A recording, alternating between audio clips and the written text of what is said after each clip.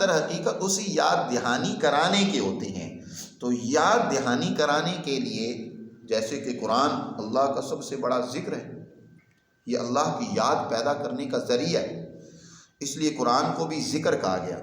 انا نحن نزلنا الذکر وانا لہ لحافظون، اس ذکر کو ہم نے اتارا ہے اور ہم ہی اس کے محافظ ہیں۔ دوسری جگہ فرمایا انا انزلنا الیک الذکر لتبین للناس، ہم نے تمہاری طرف یہ ذکر نازل کیا ہے تاکہ لتبین للناس، لوگوں کے سامنے بیان کریں، یہ یاد دہانی کا ذریعہ ہے۔ حضور سے ایک اور مقام پر فرمایا گیا فذکر ان نفعت الذکر، انہیں سمجھائیں، انہیں یاد دلائیں۔ ذکر کا معنی ہے یاد دلانا، انہیں یاد دلائیں۔ یاد دہانی اس کو کہتے ہیں جو چیز پہلے سے موجود ہو اور انسان اس کو کیا ہے وہ بھول چکا ہو، اس کے نیچے وہ فائل چلی گئی ہو تو اس کو یاد دلایا جاتا ہے کہ بھئی یہ بات بھی ہے، اللہ کی معرفت اور پہچان تمہاری روح میں موجود ہے، تم اس کو یاد کرو۔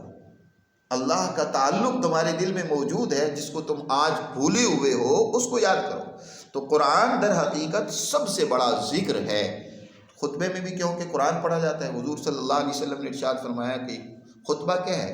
قرآن کا نام ہے، یعنی اس میں قرآن پڑھا جاتا ہے، اللہ کا ذکر کیا جاتا ہے، لوگوں کو احکامات قرآن کے ذریعے سے سنائے جاتے ہیں، تو اس لیے قرآن سب سے بڑا ذکر ہے۔ اور نماز کو بھی ذکر کہا گیا کیونکہ نماز کے اندر بھی قولی اور عملی اعتبار سے اللہ کی یاد دلائی جاتی ہے۔ فرمایا گیا اقیم الصلاۃ لذکری، دوسری جگہ میں فرمایا نماز پڑھو اور اللہ کے ذکر اور یاد کو پیدا کرنے کے لیے۔ جہاں انسان قولی طور پر اللہ کا ذکر کر رہا ہوتا ہے، سبحانک اللہم و بحمدک، قنوت کی حالت میں، قیام کی حالت میں اللہ کا ذکر کر رہا ہوتا ہے، وہاں ساتھ ساتھ وہ کیا ہے عمل سے بھی اللہ کی عبودیت، بندگی اور اس کی خالقیت کو، اس کی کبریائی اور عظمت کو اپنی عمل سے بھی بیان کر رہا ہوتا ہے۔ جو اس کے دل میں اللہ کی عظمت اور بڑائی موجود ہوتی ہے، عمل اور قول دونوں کو ملا کر گویا کہ یہ اپنے ذہن میں بات بٹھا رہا ہوتا ہے کہ عظمت اور بڑائی والی ذات کون سی ہے؟ اللہ ہی کی ہے۔ وہ اگر سبحان ربی العظیم قول سے کہہ رہا ہوتا ہے تو سجدے کی حالت میں بھی اس کی عظمت اور بڑائی اپنے عمل سے بھی ظاہر کر رہا ہوتا ہے کہ واقعی عظمت اور بڑائی کی مالک وہی ذات ہے۔ اس لیے حدیث میں کہا گیا کہ یہ جو نماز ہے، سورۃ فاتحہ ہے، فرمایا یہ نماز ہے، قسمت الصلاۃ بینی و بین عبدی، فرمایا میں نے صلاۃ کو یعنی سورۃ فاتحہ کو اپنے اور بندے کے درمیان میں تقسیم کر دیا۔ کیسے؟ الحمدللہ رب العالمین۔ اور پھر ذکر میں سب سے بہترین ذکر وہ ہوتا ہے جو غیب سے انسان حاضر کی طرف جائے۔ جب انسان سورۃ فاتحہ پڑھتا ہے الحمدللہ رب العالمین، یہاں وہ ایک غیب ذات کی تعریف کر رہا ہوتا ہے، ساری تعریفیں اللہ کے لیے۔ الرحمن الرحیم، بڑا ہی مہربان ہے، بہت ہی رحم کرنے والا ہے۔ مالک یوم الدین ہے، اللہ کی مالکیت کا اعتراف کر رہا ہوتا ہے۔ پھر یہ غیبوبیت سے اب خطاب کی طرف آتا ہے، کہتا ہے ایاک نعبد و ایاک نستعین، میں تیری ہی بندگی کرتا ہوں اور تجھ ہی سے مدد مانگتا ہوں۔ پہلے تھا غیب میں کہ الحمدللہ وہ بڑی تعریفوں والی ہے، بڑی حمد و ثنا والی ہے، اس کا بڑا شکر ہے، بڑی مالک ذات ہے، انصاف کی مالک ہے۔ پھر وہ کہتے ہیں اللہ تیری ہی میں بندگی کرتا ہوں، حاضر مخاطب کر کے کہتا ہے کہ میں تیری ہی بندگی کرتا ہوں، ہم تیری بندگی کرتے ہیں اور تجھ ہی سے کیا مانگتے؟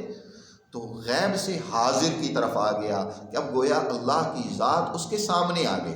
پہلے درجہ غیب میں تھا، غیب میں تھی، پھر اس کے ساتھ تعلق اتنا بڑا کہ اس کے سامنے آ گئی۔ اس لیے کہا گیا الدعاء مخ العبادہ، یہ سورۃ فاتحہ کا ایک نام الدعاء بھی ہے، اور دعا کے لیے کہا گیا کہ تمام عبادت کا مغز ہے، کیونکہ دعا در حقیقت براہ راست اللہ سے مخاطب ہونا ہوتا ہے، اللہ کو سامنے رکھنا ہوتا ہے۔ اس لیے انسان کو دنیا کے اندر ہر عمل کی ادائیگی کے وقت نبی پاک صلی اللہ علیہ وسلم نے کوئی نہ کوئی دعا تعلیم فرمائی۔